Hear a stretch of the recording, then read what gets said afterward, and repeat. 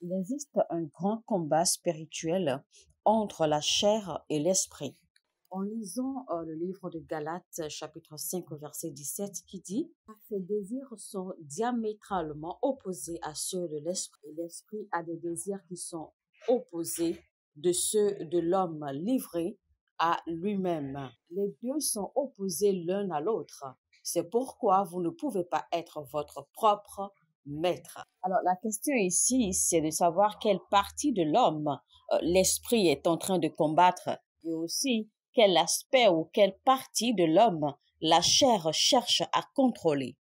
Mesdames et messieurs, bonjour à toutes et à tous, bienvenue. Comme vous l'avez dû remarquer, nous sommes sur comme vous l'avez bien dû remarquer, voici un nouveau message que nous allons développer ce jour. Et le titre du message, c'est la chair contre l'esprit. Je reprends.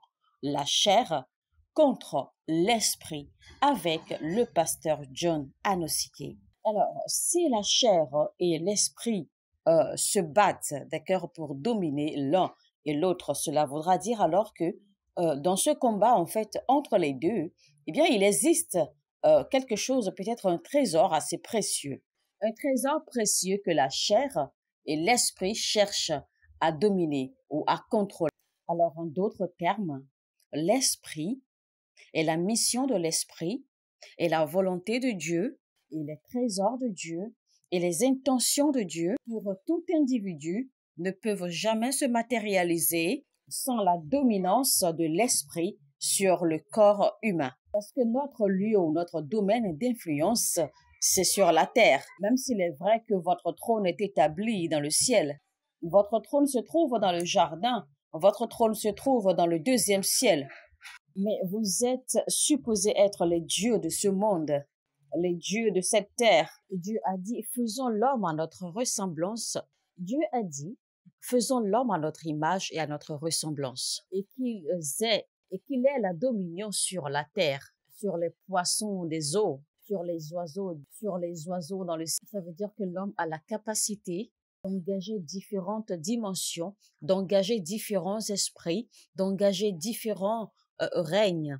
Donc le diable sait que l'habitation de l'homme est d'une si grande importance et donc si nous obéissons au désir de la chair, donc le parasite ou les parasites du péché ouvriront alors les portes aux démons pour dominer le trône du corps humain afin d'accomplir la volonté des ténèbres et les œuvres du diable à travers les nations.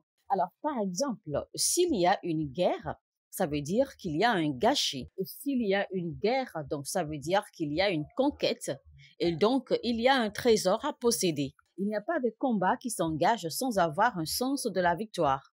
Et donc partout où il y a une victoire, ça veut dire qu'il y a forcément une dominance. Alors par exemple, si la chair fait la guerre à l'esprit, c'est-à-dire si la chair combat l'esprit et remporte la victoire sur l'esprit, dans ce cas, la chair va établir son système de gouvernance sur l'esprit, le système et la gouvernance des ténèbres dans la vie de cet individu ou de ces individus. Et c'est pour cela, en fait, que Paul nous a avertis, il a dit, ne soyez pas conformés au système de ce monde.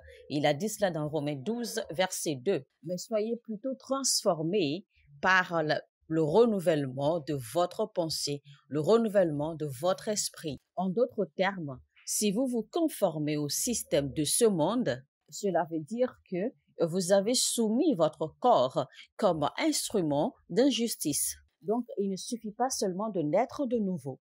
Le tout ne s'arrête pas parce que vous pouvez bien naître de nouveau et pourtant vous retrouvez parce que vous pouvez bien naître de nouveau et pourtant vous êtes un instrument, l'un des instruments les plus hypocrites du diable dans la maison de Dieu. Vous pouvez être bien né de nouveau et vous êtes le bienvenu, bien accueilli dans la maison de Dieu. Et pourtant, vous continuez à être celui ou celle qui fornique et qui fornique avec les jeunes hommes de l'Église ou les jeunes femmes de l'Église, jusqu'à ce que vous ayez corrompu tous les jeunes hommes ou toutes les jeunes femmes de l'Église. Vous pouvez bien être né de nouveau et pourtant, Vous êtes un instrument de destruction, un instrument de corruption dans la main du diable à l'intérieur de l'Église.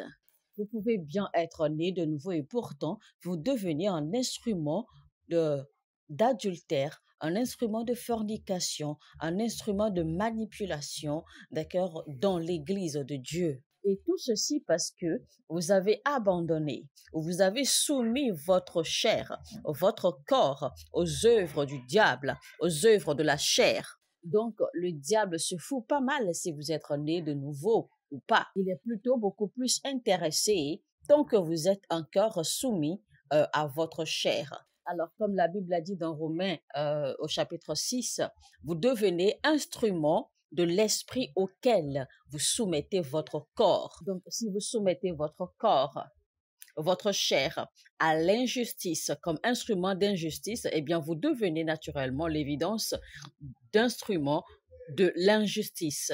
Mais si vous vous soumettez à la justice, eh bien, vous deviendrez un instrument de la justice. Et donc, il s'agit ici alors de façon ultime de savoir quel type d'instrument vous êtes. De qui êtes-vous un instrument? Êtes-vous un instrument de la chair ou êtes-vous un instrument de l'esprit? C'est la raison pour laquelle l'esprit combat votre chair et votre chair combat votre esprit. Qu'est-ce qu'ils recherchent tous les deux? Ils recherchent votre volonté. Ils recherchent vos dispositions. Ils recherchent vos désirs. Ces deux éléments veulent vous prendre et vous utiliser comme instrument, que ce soit la chair ou l'esprit. Donc, évidemment, votre esprit est né de nouveau. Je crois en cela. Je crois que votre esprit est maintenant l'esprit de Dieu. Je crois que votre esprit a été transformé, renouvelé. Votre esprit a été régénéré. Votre esprit est inscrit dans le livre de la vie. Donc, vous êtes né de nouveau et ceci est très beau. Mais ma question est celle-ci. Est-ce que votre esprit a pris le dessus sur votre chair? Est-ce que votre esprit domine votre chair? Donc, il y a une guerre. Il y a un combat. Ce combat doit être compris. Si vous désirez vraiment être victorieux dans votre marche avec Dieu, vous allez alors apprendre à permettre à votre esprit de prendre le contrôle de votre chair, à permettre à votre esprit de dominer sur votre chair. Vous permettrez alors à votre esprit de dominer sur les désirs de vos yeux, les désirs de votre chair, et etc. Donc, par la puissance du Saint-Esprit, je laisserai tomber toutes ces choses. Parce que quand l'esprit domine sur votre âme, sur votre corps, sur votre chair, sur votre esprit, vous serez alors qualifié comme un instrument de justice entre les mains de Dieu. La justice de Christ diffère de la résidence de Christ en chaque individu. Sinon, quels sont les fruits, les dividendes, les bénéfices, l'avantage de Christ dans la vie d'un homme? Quelles sont donc les attentes ou les expectations de Yahvé dans le ciel quand vous recevez les dons de la justice? Donc, Dieu vous a légué la résidence de Christ dans vos cœurs. Il a donc déposé en vous la volonté, l'habileté de vivre juste et pur. Comme un don, il vous a également décrit quelles seront les conséquences du style de vie que vous aurez choisi sur la terre. Alors, quelles sont les conséquences des péchés? Quel genre de péché pourrais-je commettre? Pourrais-je faire donc pour déclencher ces conséquences? Tout cela se trouve dans les Écritures et non dans votre pasteur et non dans vos prédicateurs. La Bible dit clairement dans 1 Corinthiens 6, verset 18, « Celui qui commet la fornication pêche contre son corps, et les conséquences des péchés, c'est la mort. Car le salaire que verse le péché, c'est la mort. Mais le don gratuit que Dieu accorde, c'est la vie éternelle dans l'union avec Jésus-Christ notre Seigneur. » Et la Bible dit dans 1 Corinthiens 3, 17, « Si quelqu'un détruit son temple, Dieu le détruira, car son temple est saint, et vous êtes ce temple. » Quelqu'un dira, « Oh oui, voyez cet homme qui commet l'adultère dans l'église. Il a couché avec telle femme à l'église et il n'a pas été puni. On ne lui a pas enlevé de sa position et il est en plus arrogant. Mais que se passe-t-il avec l'église? Alors, jetez-le hors de l'église, livrez-le au diable. pour la destruction de son corps, au moins afin que son âme puisse être sauvée dans les derniers jours. Cela veut dire alors qu'il y a une façon dont quelqu'un peut continuer une vie adultérienne, une façon dont quelqu'un peut continuer à forniquer. Ça veut dire que quelqu'un peut continuer dans le péché, dans la fornication de façon continue, dans le temps et sur une longue durée, jusqu'à ce que son esprit meure complètement, jusqu'à ce que sa connexion avec le ciel soit complètement morte, jusqu'à ce que sa connexion aux choses spirituelles disparaisse complètement.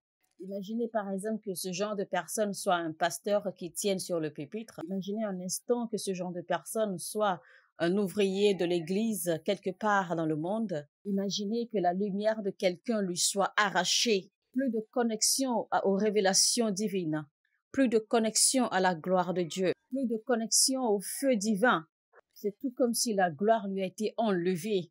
La gloire a disparu de sa tête. La gloire sur sa vie est complètement morte. Donc, en d'autres termes, la chair a prévalu sur son esprit. La chair a vaincu l'esprit parce qu'il y avait une guerre ou parce qu'il y a une guerre, un combat entre la chair et l'esprit. Et l'un d'eux, certainement, va prévaloir. L'un d'eux, certainement, aura le contrôle. Alors, allez-vous permettre que votre esprit gagne cette guerre? Allez-vous permettre que votre esprit gagne ce combat? Allez-vous permettre que votre esprit prévale sur votre chair? Je vous lance la question. Qui choisissez-vous? La chair ou l'esprit? Qui choisissez-vous d'introniser? La chair ou l'esprit? Alléluia. Mesdames et messieurs, c'était donc le message « L'esprit contre la chair » avec le pasteur John Anosike.